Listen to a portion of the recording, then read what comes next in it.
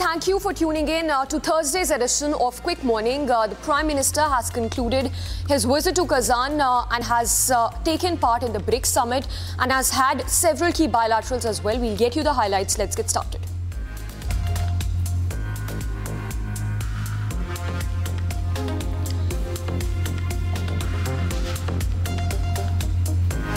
Newly elected Chief Minister of Jammu and Kashmir, Omar Abdullah, is set to meet he held a meet with Union Home Minister Amit Shah on Wednesday to discuss key issues concerning the Union territory, including the early restoration of statehood in J&K. In fact, during his first visit to the national capital since taking office last week, Abdullah spent nearly 30 minutes with the Home Minister, describing the meeting as a courtesy call where he apprised Amit Shah of the current situation in the valley. Abdullah is expected to meet with the central leadership, including a likely meeting with Prime Minister Narendra Modi today. Abdullah's visit comes on the heels of a tragic terror attack in Gandarbal of J&K, where 7 individuals, including a doctor, were killed just 3 days prior. The BJP has launched a fresh attack on the Congress party, accusing it of marginalizing Dalit leaders following the alleged sidelining of the Congress President Mallikarjun Kharge during Priyanka Gandhi Vadra's nomination filing in Wayanad. The BJP has expressed outrage on social media, has taken to social media highlighting Kharge's absence from a key position at an event and claimed it reflected Congress' ongoing family-first mentality that neglects senior leaders from marginalized communities. The controversy arose as Priyanka Gandhi Vadra filed her nomination papers for an upcoming by-election attended by several senior Congress figures but marked by Kharge's notable absence. Delhi police detained around half a dozen students who gathered at Jamia Millia Islamia University for Diwali celebrations on Wednesday, following a scuffle following a previous scuffle between the two groups.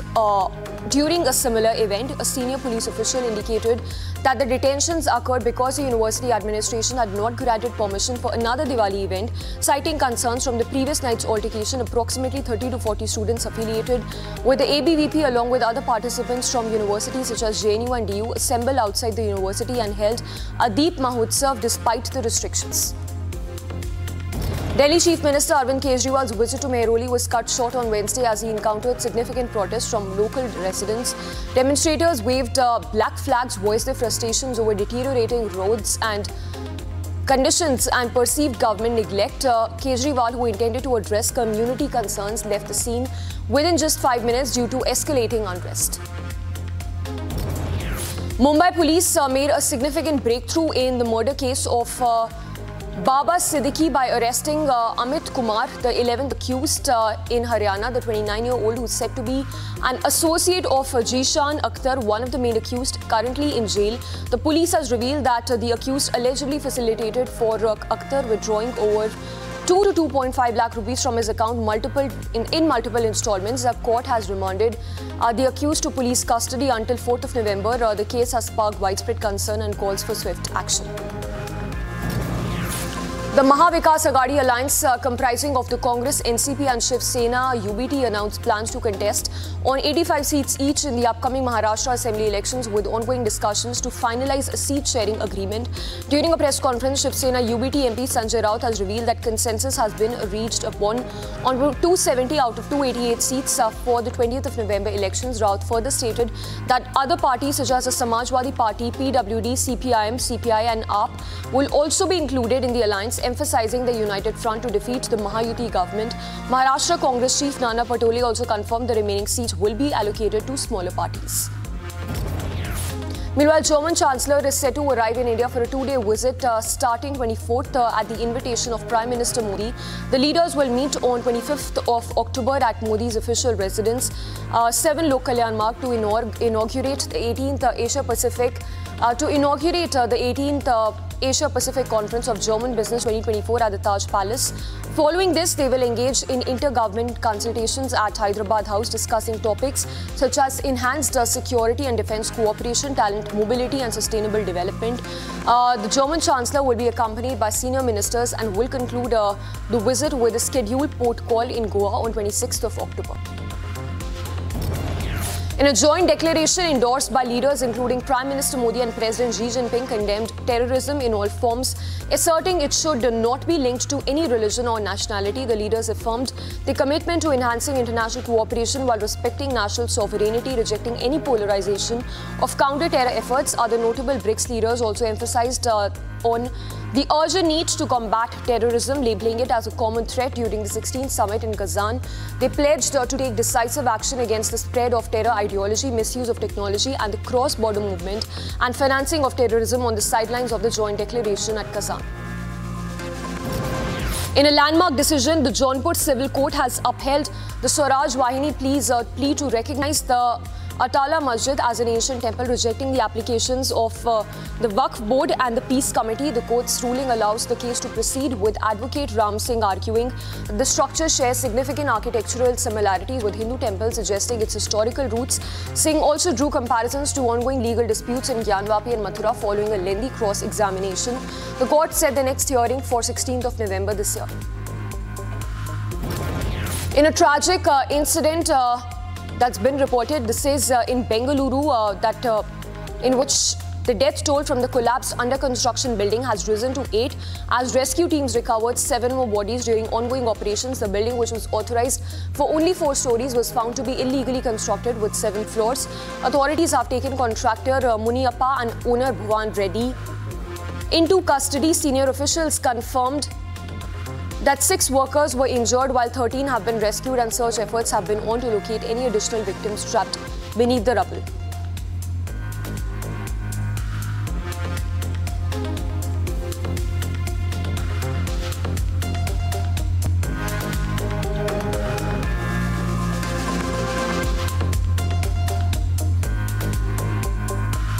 Well, the Prime Minister has concluded his visit to Russia, in which he took part in the BRICS summit. Other than holding those key bilaterals with Xi Jinping, Vladimir Putin and even the Iranian president, let's take a look at the highlights.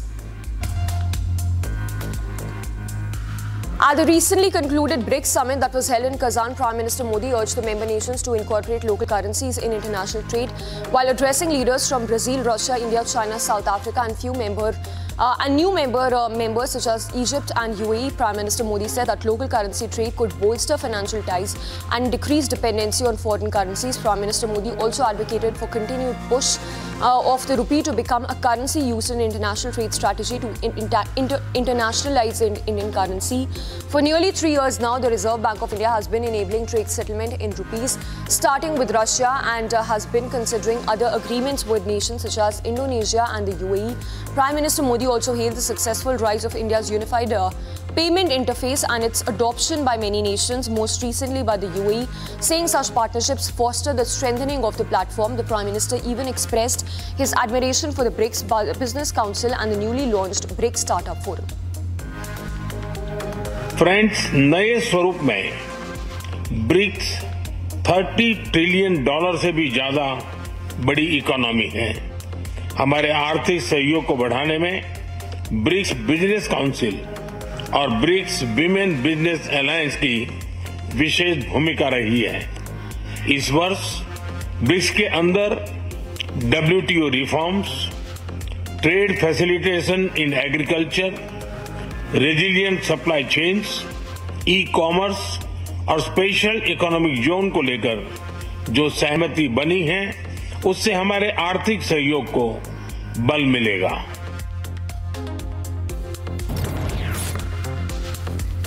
State-owned telecom giant BSNL has seen a remarkable turnaround, adding 50 to 60 lakh subscribers in the last quarter. According to Communication Minister Jyotiraditya Sindha, speaking at Express Adda, he highlighted the company is now providing services even in the most remote villages and has benefited from network upgrades. India even noted that despite that following 89,047 crore revival package approved by the Union Cabinet just last June, BSNL has recorded positive EBITDA for the past 2 years, despite still facing challenges with its bottom line. India also indicated that BSNL has taken over MTNL's operations, with the Government of India guaranteeing its loans, which raised some concerns about potential defaults. However, he remained optimistic, stating that PSUs are reaching Fortune 500 company standards and leading globally.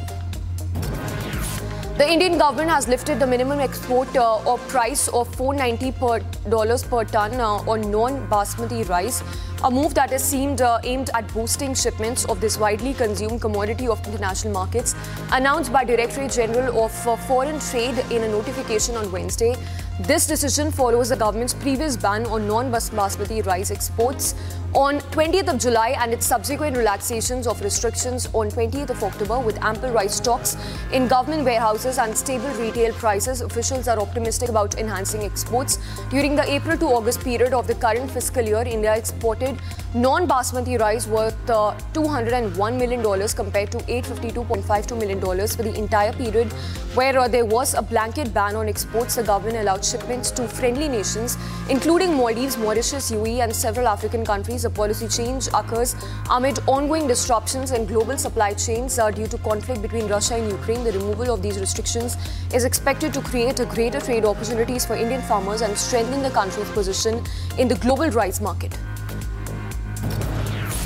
Boeing has reported a staggering loss of over $6 billion in its third quarter, primarily due to a work stoppage and charges related to its commercial aircraft and defense programs. The company recorded a loss of 9.97 per share for the period ending 30th of September. The most significant development, however, awaits action when the International Association of Mechanists and Aerospace Workers will announce whether striking union members would return to work that severely impacted the production.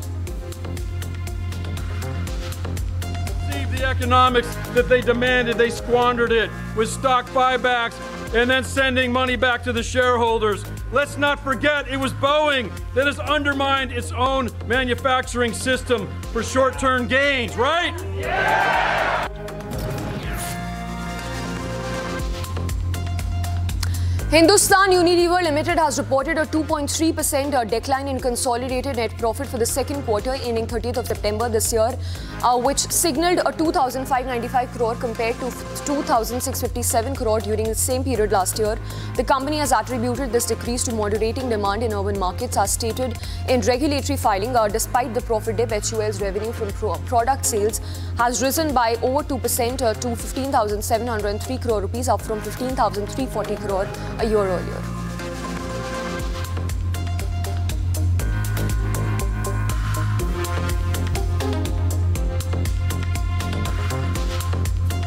And time to take a look at international stories that we are tracking the latest from the Middle East and, of course, the BRICS summit that has concluded in Kazan. Assailants set off an explosive and opened fire in an attack on Wednesday on the premises of a Turkish state-run aerospace and defense company that killed 3 people and wounded several others. 2 people with assault rifles and backpacks arrived at an entry to the complex, then detonated an explosive device next to the taxi that resulted in panic. This was followed by multiple gunshots being heard after Turkish security forces entered the site amid a bilateral meeting that was held between Turkish President and Russian President Putin. Erdogan responded to the condolences he responded to the condolences his Russian counterpart offered during his bilateral meeting on the sidelines of the BRICS summit and condoled the death of 4 people and 14 others wounded. TUSAS is a Turkish defense company which specializes in designing, manufacturing and assembling both civilian and Turkish aircraft. The Turkish Minister Ali Yerlikaya has announced death of 2 of the attackers who wounded about 14 people.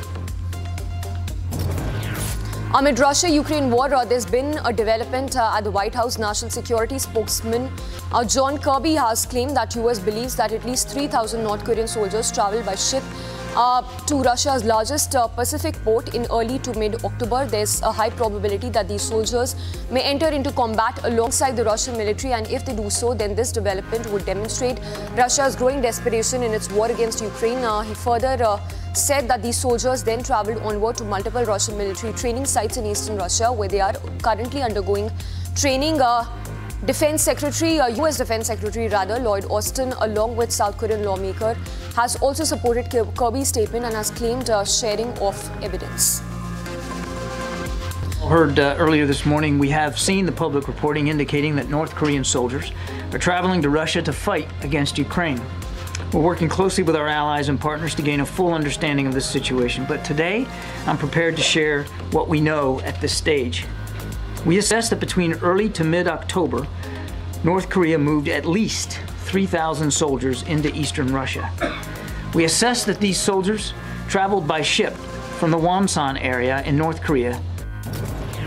Tropical storm swarmed eastern Philippine cities and towns overnight in widespread flooding that trapped people, some on their roofs, and sparked frantic appeals for rescue boats and trucks. The government has shut down public schools and government offices except those urgently needed for disaster responses on the entire main island of Luzon to protect millions of people as tropical storm blew closer from the Pacific. The storm was about 310 kilometers east of Baler town in the northeastern province of Aurora, with sustained winds of 85 km per hour and gusts to 105 km per hour. Thousands of villagers have been evacuated to emergency shelters in northeastern provinces, and storm warnings have also been raised in more than 24 northern and central provinces, which include in the densely populated capital of Manila. McDonald's worked Wednesday to reassure customers that the US restaurants are safe as federal investigators try to pinpoint the cause of a deadly E. coli outbreak linked to the fast food giant's Quarter Pounder hamburgers. McDonald's pulled Quarter Pounders from 1/5 of its US stores as a result of the outbreak, which the US Centers for Disease Control and Prevention said had sickened at least 49 people in 10 states.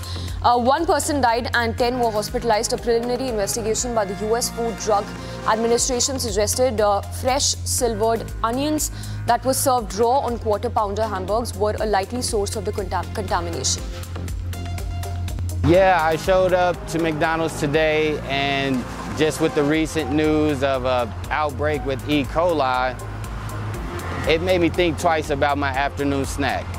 At that point, being unsure how E. coli spreads and how it cross-contaminates, I decided to just pull over and rethink my options for that afternoon. Chinese President Xi Jinping said that China will answeringly develop friendly cooperation with Iran, no matter it will develop relations with Iran, irrespective of how international and regional situation changes. Xi Jinping made these remarks while meeting with Iranian President on the sidelines of the 16th BRICS summit in Kazan, which is the first to be held since the group's expansion earlier this year, which saw several new members, including Iran, joining the Emergency Market Cooperative Mechanism. At the meeting, Xi expressed his pleasure of making President's acquaintance, saying that China will never waver in its readiness to develop friendly cooperation with Iran, further saying that strategic significance of China-Iran relations has become more prominent than ever, and welcomed Iran's participation in the BRICS summit for the first time as a full-time member. On the other side, meanwhile, on the other hand, Iran President also expressed the country's willingness to carry out more cooperation with China within the framework of the BRICS mechanism, as well as and thanked China for supporting Iran's formal accession to BRICS cooperative mechanism. An Albanian court ruled on Wednesday to keep former president in custody as investigators continue into allegations of corruption, money laundering and concealment of personal income and property. While formal criminal charges have not yet been filed, the court against corruption and organized crime stated that Mehta could face up to 12 years in prison if convicted. Mehta, who served as President from 2017 to 2022 and is a vocal critic of current Prime Minister, has dismissed the case as a politically motivated attack on opposition leaders. Thousands of protesters marched in central Budapest on Wednesday, marking the anniversary of 1956 anti-Soviet uprising, and voiced their discontent with Hungarian government. The demonstration, organized by prominent opposition leader and his party, highlights a growing political challenge to Prime Minister Viktor Orban, whose party is now in a tight race with TISA ahead of the 2026 national elections.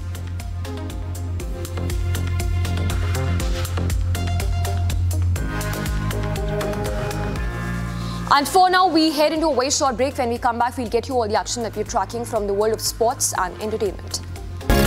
From the world of sports this Thursday morning.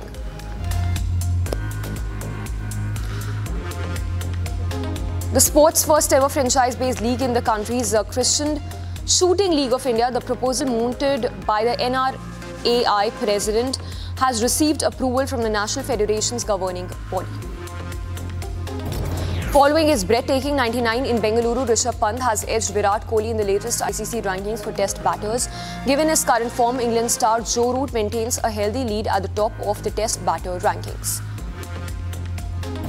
Australia ended India Court's unbeaten streak at the Sultan of Johor Cup with a resounding 4-0 win, while India's forward line struggled to break the Australian defence. Deccan Stranger scored a hat-trick of goals, while Patrick Andrews scored a solitary goal.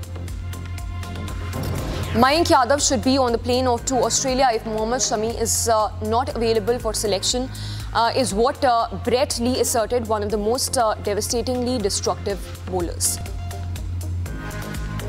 Men's doubles badminton champion Chirag Shetty has sharply criticised the 2026 Commonwealth Games in Glasgow for excluding badminton along with other popular sports. Mehdi Hassan's 87 not out helped Bangladesh take an 81-run lead, ending fears for an innings defeat in the opening test against South Africa. Mehdi led his side of 283 for 7 in stumps, a comeback from 112 for 6 during a third day interrupted by rain and bad light. India's hockey team suffered a disappointing loss to Germany in the first match at the major Dhyan Chand National Stadium in the national capital. Despite having multiple penalty corner opportunities, India failed to capitalize on them, ultimately losing 0-2 in Germany. Joe Root is set to create a WTC record that no other cricketer has in the history of the tournament. The former England captain has currently taken a total of 97 catches and needs 3 more to complete 100 catches. Head coach Gautam Gambhir has confirmed that India's wicket-keeper Rishabh Pant would be keeping wickets at Pune during the second test versus New Zealand. He could not keep wickets after his knee was hit by the ball in Bengaluru.